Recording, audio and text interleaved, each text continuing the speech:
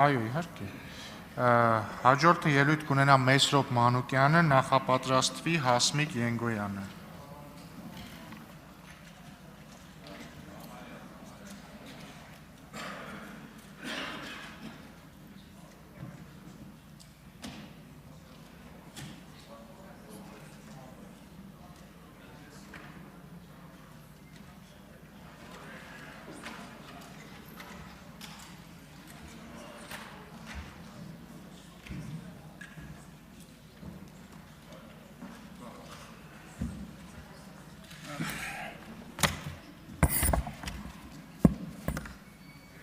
Բարև ձեզ, հարգելի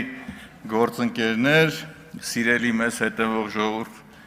ես իմ ելույթը երկու մասի կբաժանեմ, սկզբից մի փոքր պոզիտիվ կտամ դալիճին, հետո առարկայական պարոն Ֆարմայան կանդրադառնամ խնդրին։ Երեք խոսվեց համակարգային կոռուպցիայից, ժողովուրդ ջան, եկել եմ մի քիչ ծանոթացնեմ ձեզ։ Այս ընկերը ժողովուրդ ջան, Գագիկ Խաչատյանի ժամանակ ՊԵԿ-ի վերահսկողության վարչության պետն է, համատեղությամբ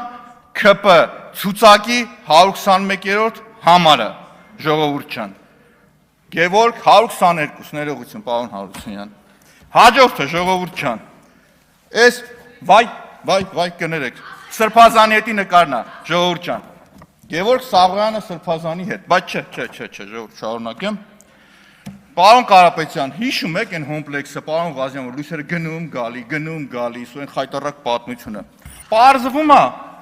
այս Գևորգը Սաղոյան նկարներից հասկանում ես, որ այս հոմպլեքսի տիրոջ ընկերն է, այս մեջտեղինը գերմանացի է, ժողովուրդ, ուրիշ բան չմտածեք։ Հիմի բարձր ցույց կտամ, ժողովուրդ ջան։ Հաջորդը, ժողովուրդ, պարզվում է, Գևորգը Սաղոյան համատեղությամբ Ռոմանոս Պետրոսյանի ընկերն է։ Փաթաթված իրար հետ։ Այս մարդը գերմանացի չի։ Դումանյանն է, իր տղան է իմ այդտեղ աշխատում էր, պարկեշտ անձնավորություն, աշխատակազմի ղեկավարն էր, բայց շարունակեմ։ Ժողովուրդ ջան։ Հաջորդը, ժողովուրդ ջան։ Վայ, չես նկարը պետք է ցույց չտայ։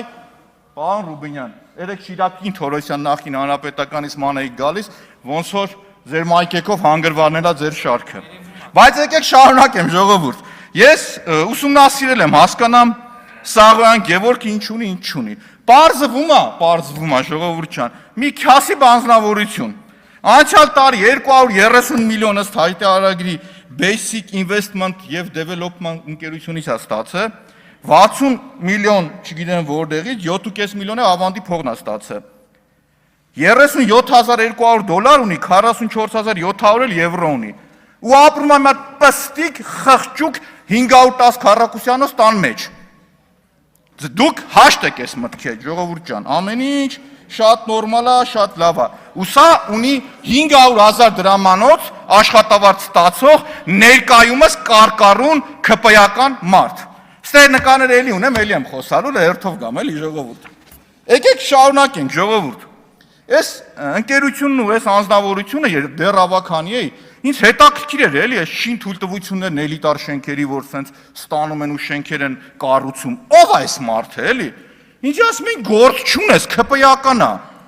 դու մի ասած ձեր պատկերացրամբ այդ ՊԵԿ-ի կոռուպցիոն բուրգի ուղիղ սենց հենասյունն է եղել, եթե դուք ասում եք, որ կոռուպացված է թալանչի է, բայց թալանչու հետ խեք եք գրգված նկարվում, ժողովուրդ, այսինքն ով ընդունել է ձեր կրոնը, իր հետ հաշտեք, կամ թե ով դրել է այս գլխակը ու ավտոբուսի կողքը նկարվել է, այդ մարդու հետ դուք պրոբլեմ չունեք, ժողովուրդ ջան։ Բայց մի հատ ավելի սենց հետաքրքիր պատմություն պատմեմ, ժողովուրդ, այս հեքիաթային մոտիվներով պատմեմ, լինում են երկու ընկերներ, Գևորգը Սաղոյան եւ Արմենը Սաքապետոյան, նախկին ՊԵԿ-ի բարձրաստիճան չինովնիկներ, ժողովուրդ։ Իրար հետ համատեղ հիմնում են ընկերություն, Basic Investment-ը, որի 50%-ը լինում է այս Գևորգինը Սաղոյանը, 33-ը Արմենինը Սաքապետոյան։ Այս Արմենը չի հասկանում, որ գուտի գլխակ դնի, ժողովուրդ ջան, ու սխալվում ասում է, որ բանկային գաղտնիք չկա։ Ու գիտեք ինչ է հետևում։ Ապօրինի գույք, դու թալանչի ես, դու ստոր ես, դու նենգ ես։ Հետո ժողովուրդ, բայց սկզբունքը ուր կորավ ձեր։ Երկուսը նույն ռանգի, երկու քաղաքացիները նույն ռանգի պետական չինովնիկներ են եղել, ժողովուրդ։ Մեկը ձեր շարքերում է, դուք հաշտ եք իր հետ, մեկը սխալվել է, ճիշտ բանը ասել է ժողովուրդ պետության ռեյտինգին վնաս է, այսի մի արեք էսի, չի կարելի վերջապես, բայց դուք արի ուտես Սակապետոյանի հետ խնդիր ունեք ժողովուրդ ջան։ Մի հատ ուրիշ բան ասեմ, պարզվում է, էս մեր Սաղոյան Գևորգը կոկորդիլոսների հետ էլ խնդիր ունի։ Բա նկաները նայում եմ, տենում եմ կոկորդիլոսներին, մորթե կոշիկնակ եմ անա գալիս։ Ալի գատրեց կոշիկները հագնում ես մեր ընկերը, հասկանում եք ժողովուրդ։ Դրա գինը մնացածը նայեք էլի ժողովուրդ։ Այս մարդը ստեր խնդիր ունի, կոկորդիլոսների հետ էլ խնդիր ունի։ Բայց շարունակեմ, նաև այդ կոռուպցիայի դեմ պայքարը որ շարունակում եմ, պարզվում է Գևորգ Սաղոյան կամ անշարժ գույքի ինֆլուենսերը, այն որ գովազդն անում լավն է, բան կամ չէ, ինքը էլի գույք ունի, թաքցնում է, որովհետև Facebook-ով ու միսով որ նայում ես, այս մարդը խիա ուրիշի գլխակ դրե գնաց է ռեկլամ անում։ Այս էլ ուրիշ ընկերություն է, որը երկար առիթ կունենամ անդրադառնալու ժողովուրդ։ Բայց հիմի շարունակեմ, էլի։ Ստեղ ժողովուրդ ջան, ստեղ ժողովուրդն ասեմ, էլի, խնդիրն ինչու՞մ է կայանում, սկզբունքի խնդիր է ժողովուրդ։ Այսինքն ես խոսում եմ, երբ որ քաղաքացին ունենում է այլ կարծիք, դուք իրան հետապնդում եք ժողովուրդ։ Եթե կա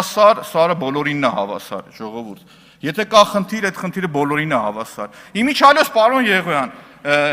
ինձ մոտիկացավ մի հատ քաղաքացի, ինձ թվում է, որ այդ նույն քաղաքացիները, որ 50-50 հարցով եկել էր ձեր մոտ, էլի, ինձ ասում է, բա խաբար եղել եք պարոն Մանուկյան, ասում է, ես էլ եմ շինարար, ասում է, մի հատ նախկին հանրապետականի թալանչի կար, չէ, պեկի թալանչի կար, հիմի ՔՊ-ական է, ասում հետո, ասում է, ես իմ շինարարական ընկերությունը սնանկանում եմ իրանը ծաղկում, ես սնանկանում եմ իրանը ծաղկում, արտայինը գալիս անձի նեղություն է տալիս, ինձ չի տալիս։ Բայց եթե անկեղծ լինեմ, պարոն Եղոյան, չկա տենց բան, էլի, կատակ է անում, այսինքն ես չեմ կարող քաղաքացու անունը տալ, ինչ ուզենամ կանգնեմ ասեմ։ Բայց այդ տրամաբանությամբ այս ընկերության գործերը իդեալական լավ էր, մյուսինը ոչ։ Հիմա վերադառնամ պարոն Ֆարմանյան առարկայական։ Ժողովուրդ, հանձնաժողովը, որը ձևավորվում է իր գործառույթներով շատ կարևոր է։ Ուտեղ անելիք ունի նաև մեր ֆրակցիան, որին ներկայացնում եմ ես, ժողովուրդ ջան, որովհետև մենք նախընտրական քարոզ արշավի մտածեմ, ուզեմ հասցնեմ բոլորը։ Եկեք անդրադառնամ պարոն Սիսակ Գաբրելյանին, հետո խնդրեմ ֆրակցիայի ելույթը հանձնաժողովի մասին խոսեմ։ Պարոն Սիսակ Գաբրելյան, որ ասում եք պարտքը չեն տալիս, ինչ ալնում, մի հատ պետություն կասեք, օրինակ այն գաջաշ պետությունների շարքը չասեմ, որ կան, որ միջև այսօր ժողովուրդը ճկռում է տեղը։ Ձեզ ասեմ Արգենտինայի օրինակը,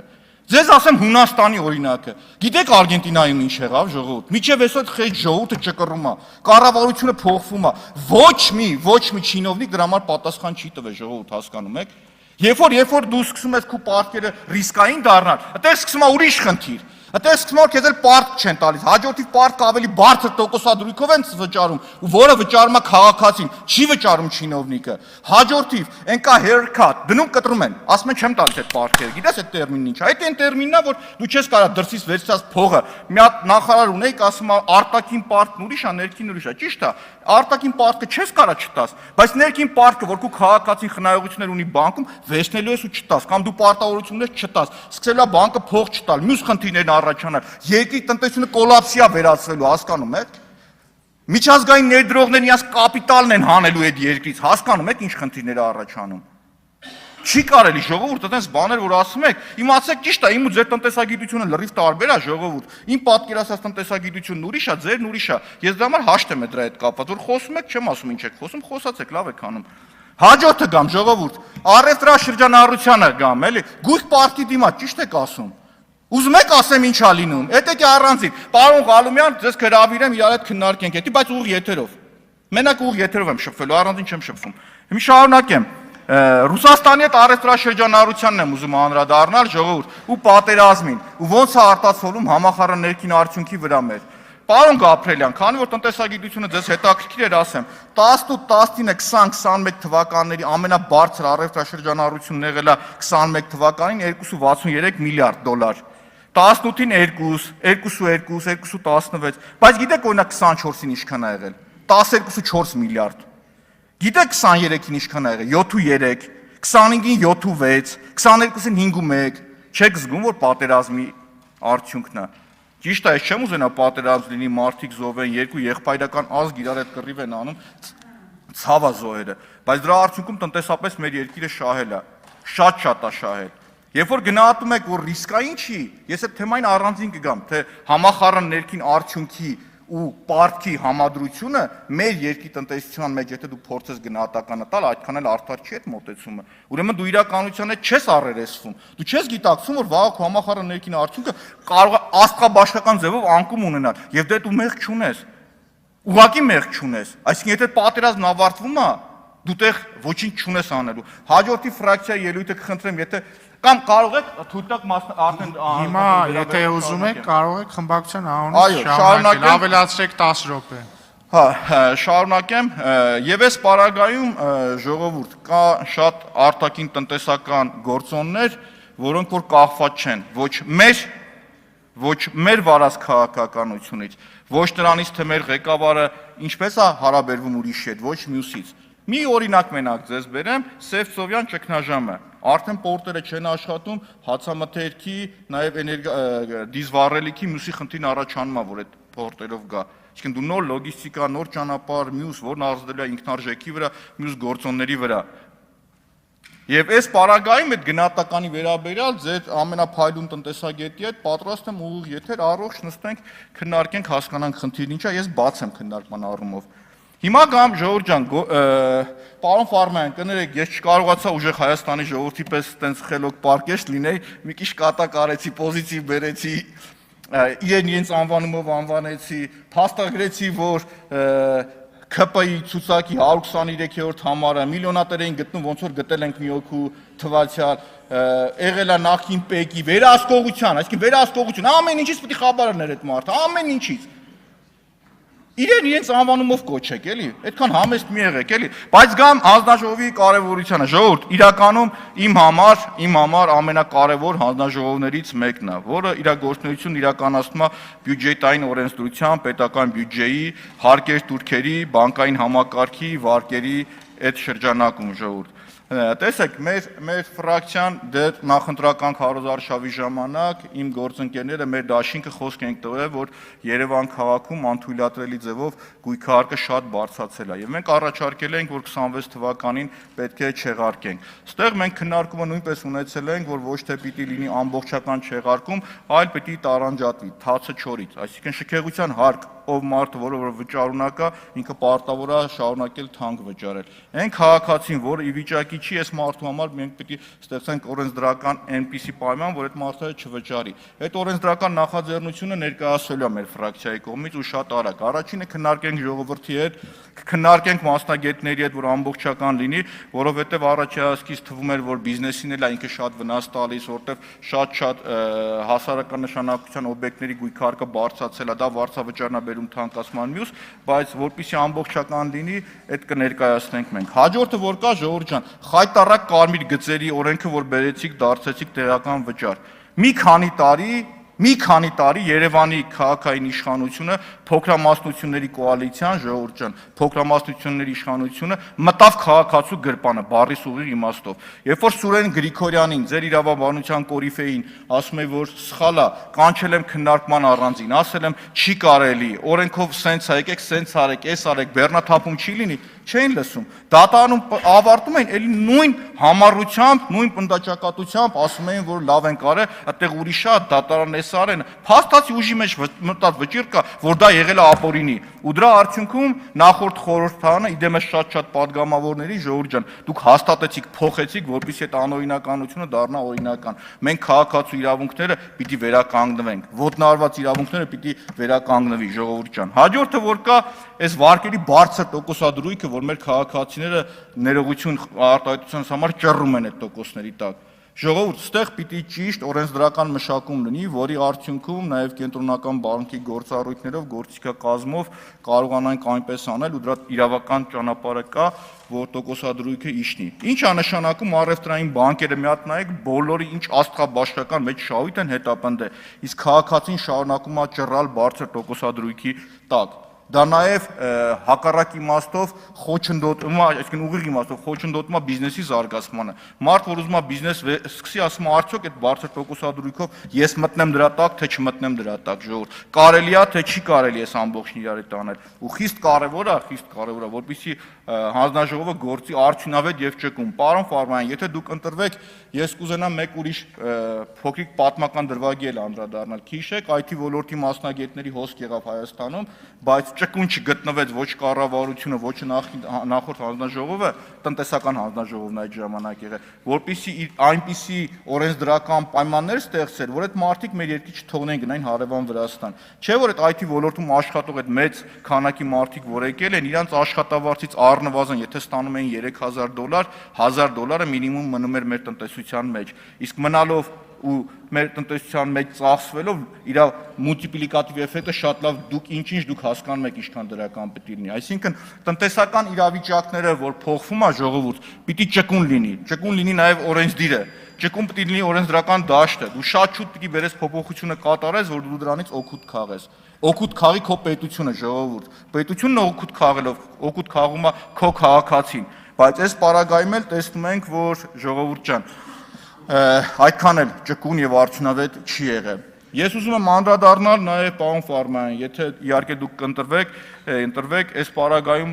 պարկ վերցնելը, երբ որ գալիս ու հաստատվում է ազգային ժողովում, շատ ուշադիր լինենք, հասկանանք այդ պարկ վերցնելու նպատակային նշանակությունը։ Ինչպես է գնում ինքը պարքի վճարա դառնում, թե կոնկրետ նպատակի է ծառայում, եւ այդ նպատակի պատուղները մենք քաղում ենք։ 8 տարվա մեջ $8 միլիարդ պարկ մնացորդային, որ ինձ այն գործարաններ են բացում, անկեղծ ուզում եմ գնամ մանգամ այդ գործարանները, ավտոերել, հեռուստացույցերել, չգիտեմ ինչի գործարաններ։ Ժողովուրդ, պետք է լինի պետություն մասնավոր հատվածի ճկուն համագործակցություն, ժողովուրդ։ Ոլորտներ, որոնք որ խիստ կարևոր են, այնտեղ ասում են դրսից բերելն ավելի էժանա, քան Հայաստանից առնելը։ Ժողովուրդ, պետությունը պետք է այն ոլորտները մտնի, որը որ սոցիալական խնդիրալուծում, անվտանգային խնդիրալուծում, իր մասնակցությունն ունենա եւ այդ գումարը արդյունավետ ծախսի։ Այս պարագայում էլ պարոն Ֆարմանյան, բեռը այդ հանձնաժողովի շատ մեծ է։ Պարտքը, որը որ վերցնում են ու վճարելու են մեր քաղաքացիները,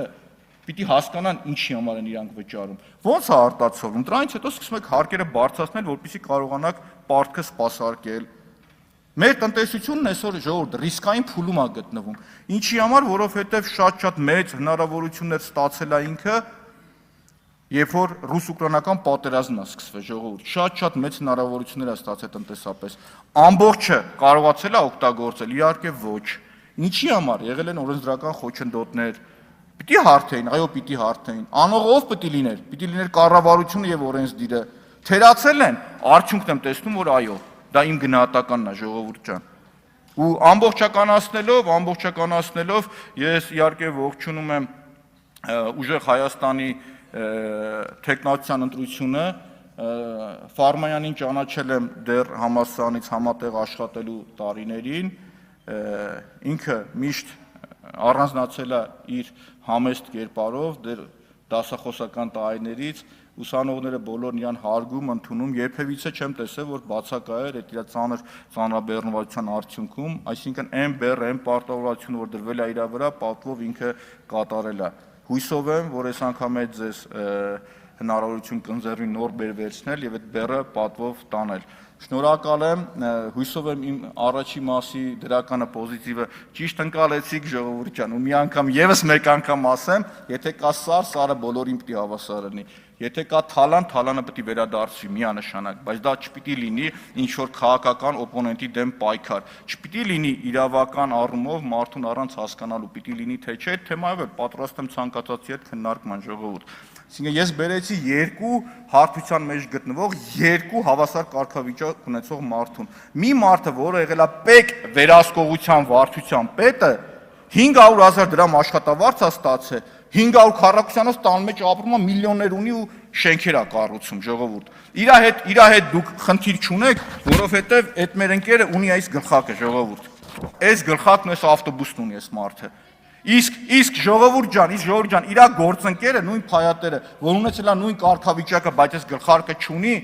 ինքը հետապնդվում է ձեր կառավարության կողմից, հետապնդվում է ձեր կողմից, ինչի համար այլախոհության կողմից։ Ժողովուրդ ջան, ամեն ինչ եթե լինում է արդարության սկզբունքով, ոչ մեկ այդտեղ խնդիր չունի։ Ոչ մեկ։ Բայց երբ որ տեսնում ես, որ արդարադատությունը իրականացվում է ապօրինի ճանապարհով, դու այդտեղ խնդիր ես տեսնում։ Շնորհակալ եմ ժողովուրդ ջան, լավ որ բոլորիս ու ցանկանում եմ որ շուտ ավարտենք այս բոլորը։ Շնորհակալություն։